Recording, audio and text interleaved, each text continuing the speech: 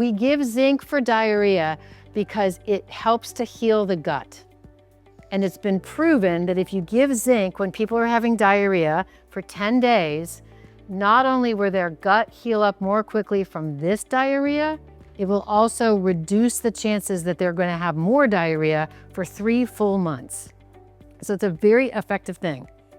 Zinc you give in 20 milligrams for 10 days, okay? With little kids, I usually give them 5 or 10 milligrams. You can just break that tablet in half.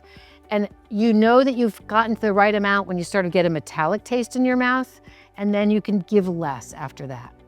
It's the duration of zinc. You have to give a little bit of zinc for 10 days. The duration matters more than the dose.